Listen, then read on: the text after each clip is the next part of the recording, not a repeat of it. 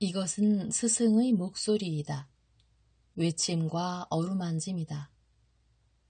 이 목소리가 회개하기를 원치 않는 사람들에게 말할 때에는 외침이 되고, 비록 불완전하더라도 하느님과 그분의 말씀을 찾아내려는 착한 뜻을, 하느님과 그분의 말씀을 찾아낸 다음에는 자기를 거룩하게 하려는 착한 뜻을 가진 사람들에게 말할 때에는 어루만짐이 된다.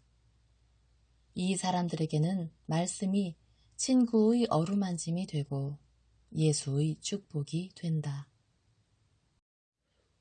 하느님이시요 사람이신 그리스도의 시 제3권 공생활 둘째 해 상권 81 아스칼론에서 전도하시고 기적을 행하신다.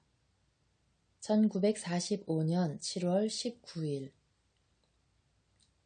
그들이 받은 명령에 따라 사도들의 무리는 하나씩 차례로 시의 성문 근처로 온다. 예수께서는 아직 거기 계시지 않다. 그러나 곧 성곽을 따라 나 있는 골목길로 해서 오신다. 선생님은 성공을 하셨나 봐. 하고 마테오가 말한다. 얼마나 환히 웃으시는지 보란 말이야. 그들은 예수께로 마주 간다. 그리고 성문으로 해서 나와 변두리에 야채밭이 양옆으로 있는 큰 길을 다시 간다. 예수께서는 그래 어떻게 되었느냐? 어떻게 했느냐? 하고 물으신다. 아주 나빴습니다.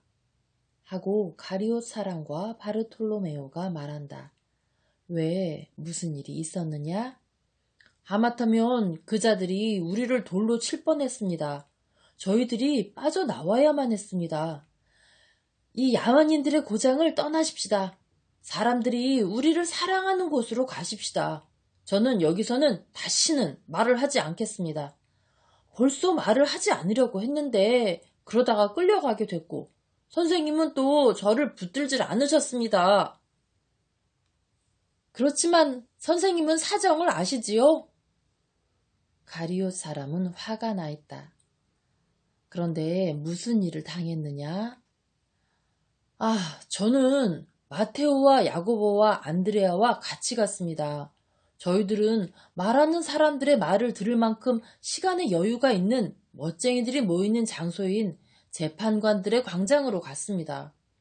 저희들은 세리들과 손님들에게 말을 해버릇한 마테오가 말을 하는 것으로 결정을 했습니다. 마테오는 복잡한 상속 사건에 걸린 반문제로 다투고 있는 두 사람에게 이렇게 말했습니다. 없어지는 물건 그리고 저 세상으로 가져가지도 못하는 것 때문에 서로 미워하지 말고 영원한 재산을 누릴 수 있도록 서로 사랑하시오. 그 영원한 재산은 우리가 승리자가 되어서 행복을 차지하기 위하여 이겨야 하는 나쁜 격정과 싸우는 것 외에 다른 싸움은 하지 않고도 마련합니다. 라고 자네가 그렇게 말했지? 그리고 마테오가 말을 계속하는데 두세 사람이 들으려고 가까이 왔습니다. 세상이 평화를 차지하도록 세상에 이것을 가르치시는 진리의 말씀을 들으시오. 당신들은 이 때문에, 즉 없어지는 물건에 대한 지나친 욕심 때문에 사람들이 얼마나 고통을 당하는지 아시지요? 그러나 이 세상이 전부가 아닙니다. 하늘도 있고 하늘에는 지금 이 세상에 하느님의 메시아가 있는 것과 같이 하느님이 계십니다. 메시아가 우리를 보내셔서 자비의 때가 왔다는 것을 여러분에게 전하고 하느님이 내 청을 들어주지 않으실 거야 하고 말할 수 있는 죄인이 없다는 것을 알리게 하십니다. 왜냐하면 죄인이 참으로 뉘우치면 용서를 받을 것이고 청이 들어지고 사랑을 받고 하느님 나라의 초대를 받겠기 때문입니다. 하고 마테오가 말했습니다. 이제는 많은 사람이 모여왔습니다. 어떤 사람들은 다소곳이 듣고 있었는데 어떤 사람들은 질문을 했습니다. 이 때문에 마테오가 당황했습니다. 저는 연설을 중단하지 않으려고 절대로 대답을 하지 않습니다. 저는 말을 하고 끝에 가서 각자에게 개별적으로 대답을 합니다. 그들이 말할 것을 기억해 두고 입을 다물라고 합니다. 그런데 마테오는 곧 대답을 하려고 했습니다. 그리고 저희들에게도 질문을 했습니다. 또 이렇게 말하면서 비웃는 자들도 있었습니다. 또 다른 미치광이가 있구만. 저자는 틀림없이 저 이스라엘의 소굴에서 왔을 거야. 유다인들은 어디에나 파고 들어오는 개밀과 같은 자들이란 말이야. 그 자들이 노상짓거리는 얘기가 저런 거야. 그 자들은 하느님을 한 패거리로 가지고 있단 말이야. 그 자들 말을 들어보라고. 하느님은 그 자들의 칼날과 날카로운 혀 끝에 있어. 보라고, 보라고. 그 자들이 이젠 그 자들의 메시아에 대해서 말하고 있단 말이야. 오랜 세월이 흐르는 동안 늘 그랬던 것처럼 우리를 괴롭힐 또 다른 미치광이란 말이야.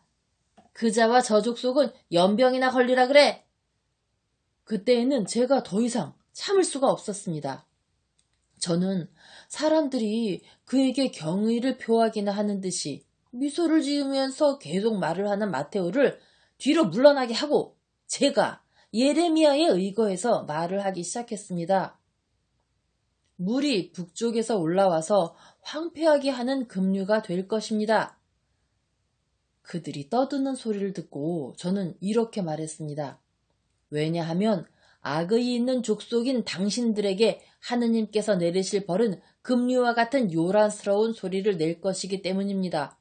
그러나 그것은 당신들의 완고함을 벌하기 위하여 하느님의 백성의 우두머리들의 명령으로 움직이는 땅의 군대와 군사들 그리고 하늘의 천사들의 투석투들일 것입니다. 그들의 소리를 들으면 당신들은 힘이 빠질 것이고 당신들로서는 모든 것이 당신들의 자존심과 용기와 당신들의 팔힘과 감정 모두를 버릴 것입니다. 죄의 대피소의 찌꺼기요 지옥의 문인 당신들은 전멸할 것입니다. 당신들은 헤로데가 당신네 도시를 재건해 주었다고 다시 거만해진 겁니까? 그러나 당신들은 치료할 수 없을 만큼 대머리가 될 정도로 완전히 무너질 것이고 당신들의 도시와 촌락에서 당신들의 계곡과 평야에서 가지가지 벌을 받게 될 것입니다. 예언은 아직 죽지 않았어요. 그리고 더 계속하려고 했습니다. 그런데 그들이 저희에게로 몰려왔습니다. 그런데 때마침 어떤 거리로 대상이 하나 지나갔기 때문에 겨우 도망칠 수가 있었습니다. 벌써 돌들이 날아오고 있었거든요. 돌들은 낙타와 낙타 부리는 사람들에게 맞았습니다. 그 때문에 싸움판이 벌어져서 저희들은 주랭랑을 쳤습니다. 그런 다음 저희들은 변두리에 어떤 작은 마당 안에 조용히 있었습니다. 저는 다시는 이곳에 오지 않겠습니다. 그런데 미안하지만 자네가 그 사람들의 기분을 상하게 했구나. 그건 자네가 잘못한 거야. 이제는 그 사람들이 왜 그렇게까지 적의를 품고 와서 우리를 쫓아냈는지를 알겠네. 하고 나타나엘이 외친다.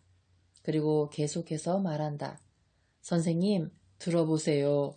저희들은 즉 요나의 시몬과 빌립보와 저는 바다를 내려다보는 탑이 있는 쪽으로 갔습니다.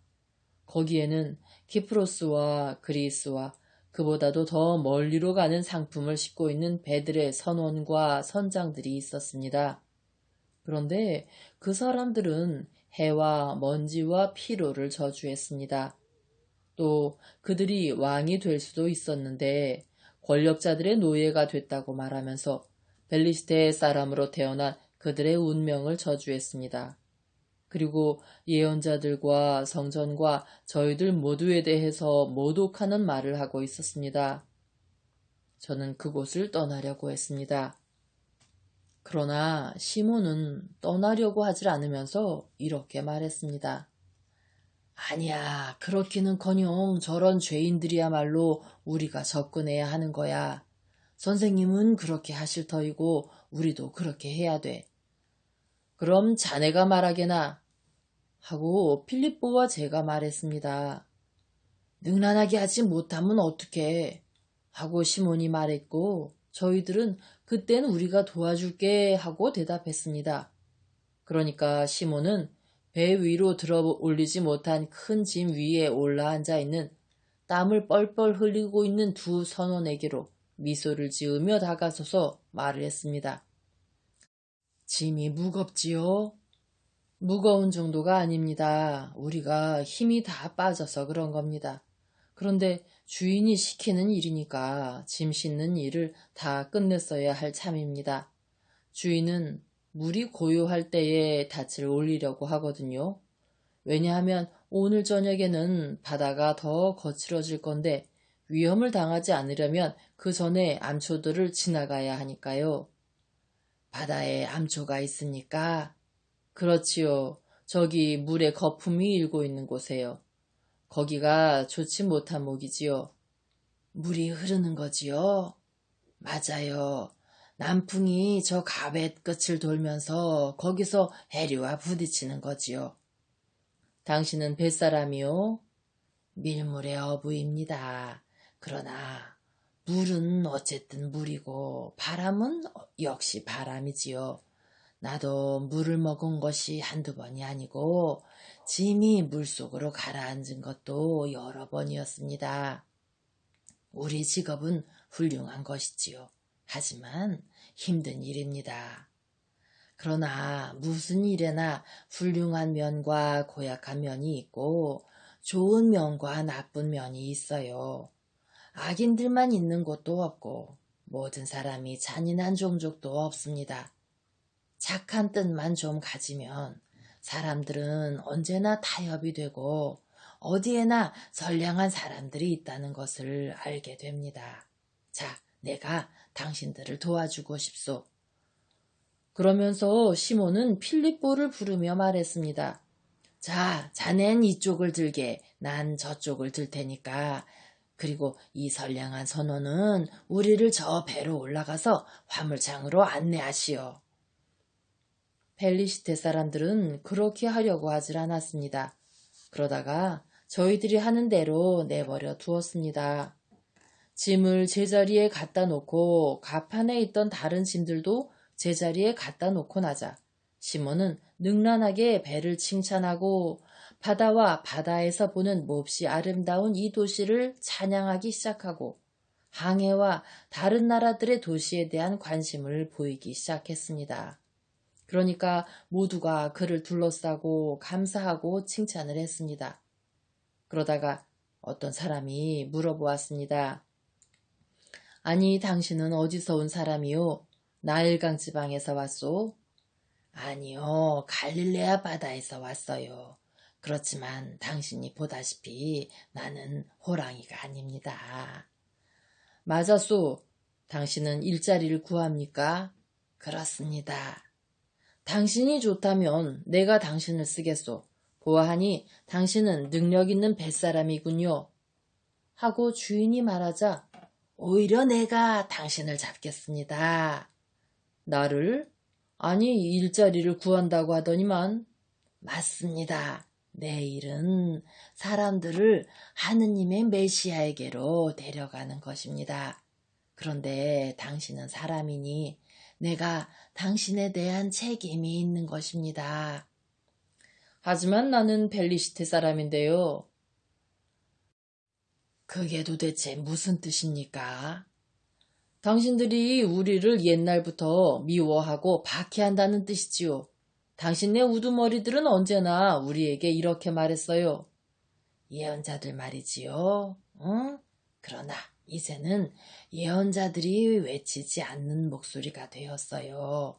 이제는 오직 한 분, 위대하시고 거룩하신 예수님밖에 없어요. 예수님은 외치지 않으시고 오히려 다정한 목소리로 부르십니다. 그분은 저주하지 않으시고 축복하십니다.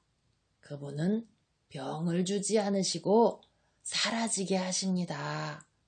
그분은 미워하지 않으시고 사람들이 미워하기를 원치도 않으시고 오히려 모든 사람을 사랑하시고 우리더러 원수까지도 사랑하라고 하십니다. 그분의 나라에는 진 사람도 이긴 사람도 없을 것이고 자유인도 노예도 없을 것이고 친구도 원수도 없을 것입니다. 악을 낳는 이 유별은 없어질 것입니다. 이것들은 인간의 악에 의해서 생겨난 것입니다. 다만 그분의 제자들, 즉 사랑과 자유 속에서 짐스럽고 고통스러운 모든 것을 이긴 승리 속에서 사는 사람들만이 있을 것입니다. 제발 부탁입니다. 내 말을 믿고 그분을 갈망하도록 하시오. 예언서들이 써졌지만 그분은 예언자들보다 더 위대하시고 그분을 사랑하는 사람들에게는 예언은 이제 없어졌습니다. 여러분의 도시인 이 아름다운 도시를 보시지요. 만일 여러분이 우리 주 예수, 하느님의 그리스도를 사랑하게 되면 하늘에서 한층 더 아름답게 된 여러분의 도시를 다시 만날 것입니다.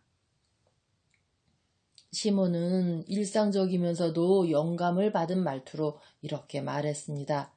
그리고 모든 사람이 주의 깊게 공손히 듣고 있었습니다. 그렇습니다. 공손히 듣고 있었어요. 그러다가 어떤 거리에서 몽둥이와 돌을 든 시민들이 아우성을 치면서 나왔습니다.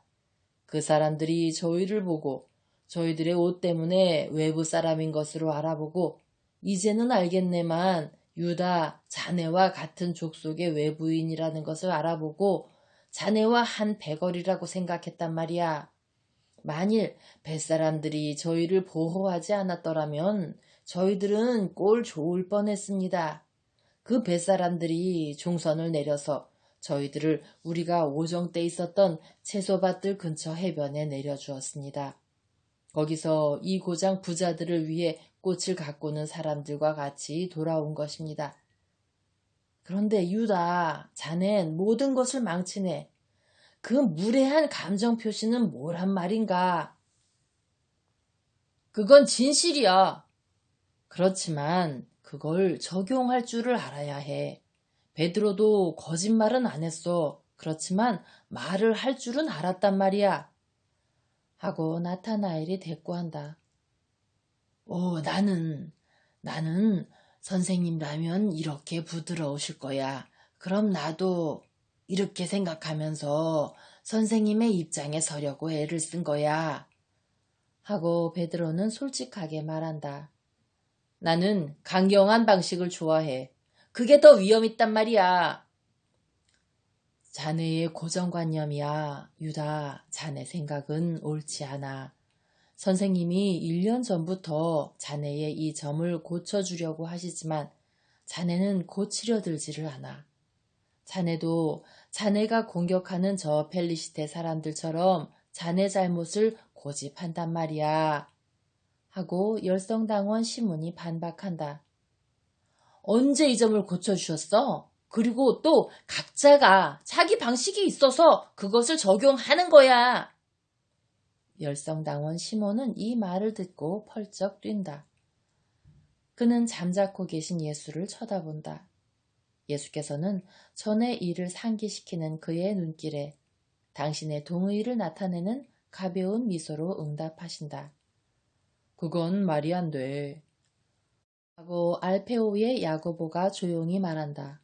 우리는 다른 사람들의 잘못을 고쳐주기 전에 우리의 잘못을 고치기 위해서 여기 와 있어. 선생님은 우선 우리의 선생님이셨어. 선생님이 우리더러 우리의 습관과 우리의 사상을 바꾸라고 하시질 않았다면 선생님이 아니셨을 거야. 선생님은 지혜로 오시니까 우리의 선생님이셨어. 우리 선생님이셨다고? 지금도 우리의 선생님이셔. 하고 타데오가 정색을 하고 말한다. 궤변이 많기도 하구만. 그래, 지금도 우리 선생님이셔. 그래, 지금도 우리 선생님이셔. 또 나머지 일에 대해서도 선생님이셔. 지혜에 대해서뿐이 아니야. 선생님의 가르치심은 우리에게 있는 모든 것에 적용이 된단 말이야. 선생님은 완전하시고 우리는 불완전해. 그러니까 선생님 같이 되도록 힘쓰세. 하고 알페오의 야고보가 조용히 충고한다. 나는 뭘 잘못했는지 모르겠어. 이 종족은 저주받은 종족이기 때문이야. 모두가 타락했단 말이야. 그렇지 않아. 자네는 그렇게 말할 수 없어. 하고 토마가 감정을 폭발시킨다. 요한은 가장 비천한 사람들, 즉 시장에 자기들이 잡은 생선을 가져가는 사람들에게 갔었네. 그리고 이 젖은 배낭을 보게. 이거 1급 생선이야. 그 사람들은 이익을 포기하고 이걸 우리에게 줬단 말이야. 아침 생선이 저녁에 먹기에는 싱싱하지 못할까 봐서 다시 바다로 가면서 우리를 꼭 데려가려고 했어. 꼭 갈릴레아 호수에 있는 것 같았어. 정말이지 그곳은 갈릴레아 호수를 연상시켰고 친절한 얼굴들이 가득한 배들도 그걸 연상시켰고 요한은 한층 더 그걸 연상시켰지. 요한은 또 한 사람의 예수님 같았어. 웃는 그의 입에서는 말들이 꿀처럼 달게 흘러내리고 그의 얼굴은 또 하나의 태양같이 빛나고 있었다네.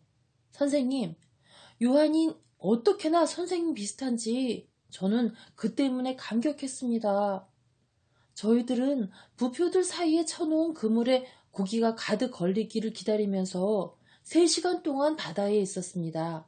그 3시간은 지극히 기쁜 3시간이었습니다. 그런 다음 그 사람들은 선생님을 보고자 했습니다.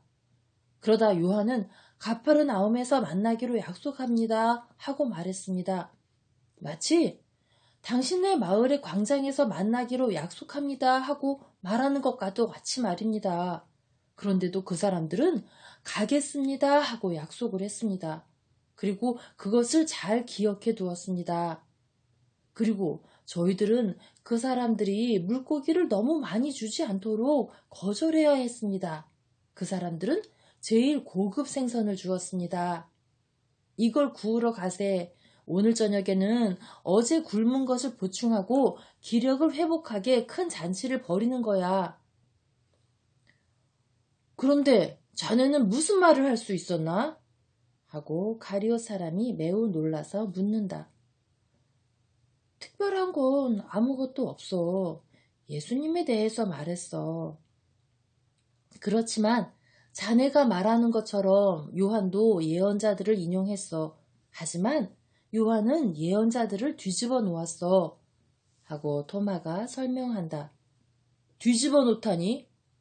하고 가리오 사람이 깜짝 놀라서 묻는다.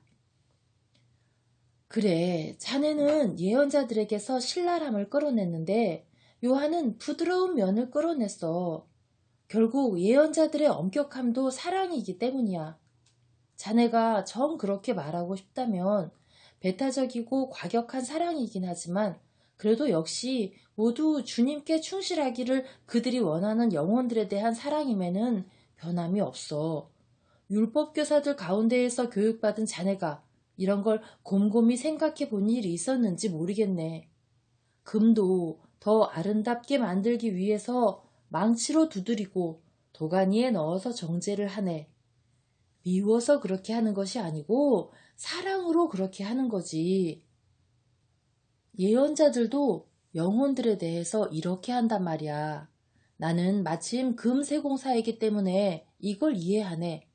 요한은 지가리아를 인용했는데 그의 예언에서 하드락과 다마스커스에 대해서 말을 했는데 이것을 보고 아스칼론은 즐겁을 하고 가자는 아카론과 마찬가지로 큰 고통을 당하리니 그것은 내 바람이 사라졌기 때문이다. 가자에서는 왕이 없어질 것이다.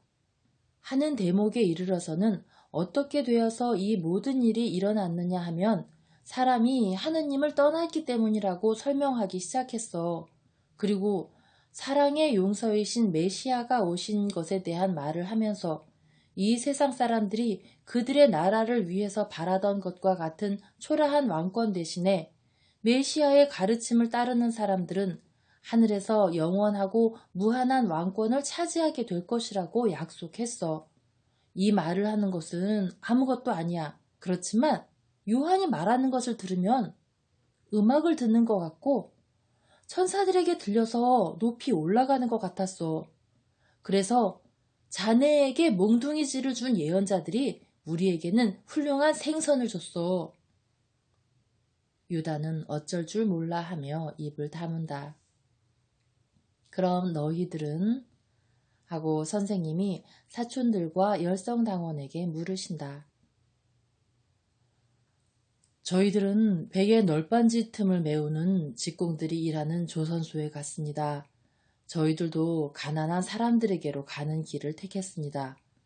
그러나 그들의 배 만드는 것을 감시하는 부유한 펠리시테 사람들도 있었습니다. 저희들은 누가 말을 할지 알지 못했습니다. 그래서 어린이들처럼 점수놀이를 했습니다. 유다가 7손가락, 제가 4손가락, 시몬이 2손가락을 내놓았습니다. 결국 유다가 말할 책임을 맡게 돼서 말을 했습니다.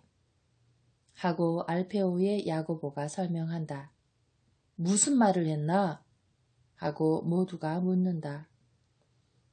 나는 내가 누구라는 것을 솔직히 알리고 그들이 극진한 대접에 대해서 그들을 같은 기원과 같은 목적 그리고 같지는 않지만 사랑 가득한 바람을 가지고 있는 형제로 보는 나그네의 말을 받아들이는 호의를 베풀어 달라고 청하고 그들을 아버지의 집으로 데려가서 하늘의 크나큰 기쁨 속에서 그들을 영원히 형제라고 부를 수 있는 호의를 베풀어 달라고 청했어. 그런 다음 이렇게 말했어. 우리의 예언자 소포니아가 이런 말을 했습니다. 바닷가 일대는 목자들이 양떼나 몰고 다니는 목장이 되고 거기서 그들은 양떼에게 풀을 뜯기다가 저녁이 되면 아스칼론 집에 가서 쉬리라 하고 그러면서 그 생각을 이렇게 부연해서 설명했어. 가장 높으신 목자가 여러분 가운데 오셨습니다. 화살을 지니고 오지 않으시고 사랑을 지니고 오셨습니다. 그분은 여러분에게 팔을 내밀고 당신의 거룩한 목장을 여러분에게 가리키십니다. 그분은 사람들이 경박한 어린아이들 같이 미워함으로 인해 그들 자신에게 가하고 있고 전에도 가한 커다란 불행에 대한 당신의 동정을 그들에게 말하기 위해서만 과거를 기억하십니다.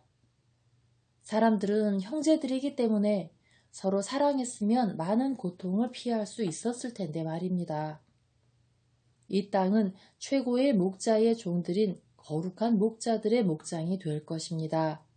그들은 여기에 그들의 가장 기름진 목장과 가장 좋은 양떼들을 가질 것임을 벌써 알고 있고 그래서 그들의 인생의 황혼기에 가서 그들의 마음은 친한 친구들의 집에 더 친근한 여러분의 마음과 여러분의 자녀들의 마음을 생각하면 평안히 쉴 수 있을 것입니다.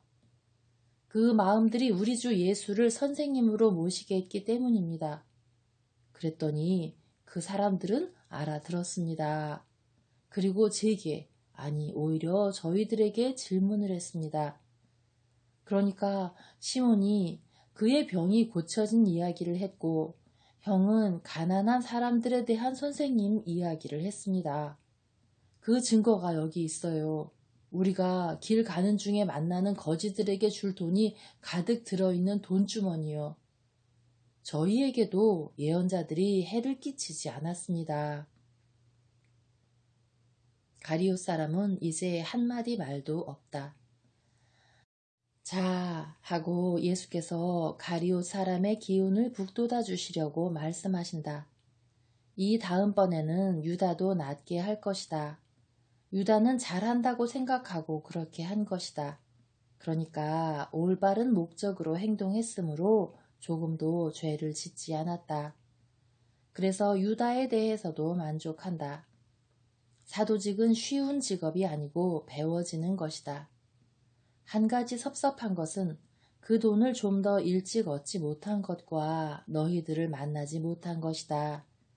시련을 겪고 있는 어떤 가족을 내가 돕는데 소용이 되었을 터인데 말이다. 저희들이 뒤로 돌아가도 괜찮습니다. 아직 시간이 있는걸요. 그렇지만 선생님, 죄송합니다만 그 가정을 어떻게 발견하셨습니까? 선생님은 무슨 일을 하셨습니까? 정말 아무것도 안 하셨습니까? 기쁜 소식을 전하지 않으셨습니까? 나는 거닐었다. 내 침묵으로 어떤 창녀에게 내 죄를 떠나라 하고 말했고, 좀 장난꾸러기인 어린아이를 만나 선물을 교환하면서 복음을 전했다. 나는 그 어린이에게 마리아 살로메가 베다니아에서 내 옷에 달아주었던 고리쇠를 주었고, 그 어린이는 그가 만든 이 물건을 내게 주었다. 그러시면서 예수께서는 당신 옷에서 풍자적인 꼭두각시를 꺼내신다. 모두가 들여다보고 웃는다. 그리고 어떤 아스칼론 사람이 에집트와 다른 곳에 팔려고 만드는 호화로운 양탄자를 가보았다. 그리고 아버지를 잃은 소녀를 위로해 주었고 그의 어머니의 병을 고쳐주었다. 그뿐이다. 그런데 이것이 선생님께는 적은 일로 생각됩니까? 그렇다. 돈도 있어야 했을 텐데 나는 돈이 없었기 때문이다. 아니, 아무에게도 귀찮게 긁지 않은 우리가 그리로 도로 가세. 하고 토마가 말한다. 그럼 자네 생선은 어떡하고? 하고 제베데오의 야고보가 놀린다. 생선? 아, 여깄네. 저주를 받은 자네들은 우리를 환대하는 노인집에 가서 요리나 시작하고 있어. 우리는 시내로 가네. 그러자 하고 예수께서 말씀하신다. 그러나 나는 멀리서 집만 가리켜 주겠다. 사람들이 많이 있을 터이니 나는 가지 않겠다. 가면 그들이 나를 붙들 것이다. 우리를 기다리는 주인의 초대를 모르는 채 해서 그 사람에게 무례한 행동을 하고 싶지는 않다. 예의를 어기는 것은 언제나 애덕에 어긋나는 것이다. 가리옷 사람은 한층 더 고개를 숙이고 그로 인하여 얼굴이 빨개진다. 그만큼 그는 얼마나 여러 번 이 잘못을 저질렀는지를 생각하면서 얼굴빛이 변하는 것이다. 예수께서 말씀을 계속하신다. 너희들은 그 집으로 가서 소녀를 찾아라. 게지바이라고는 그 소녀밖에 없으니까 혼동할 수가 없다. 그 소녀에게 이 돈주머니를 주면서 이렇게 말하여라. 이것은 네가 믿을 줄을 알았기 때문에 하느님께서 보내시는 것이다. 너와 엄마와 어린 동생들을 위해서 아무 말도 더 하진 말아라. 그리고 즉시 돌아오너라. 가자. 그리고 집단이 갈라진다. 예수와 요한과 토마와 사촌들은 시내로 가고 다른 사람들은 펠리시테인 야채 재배인의 집으로 간다.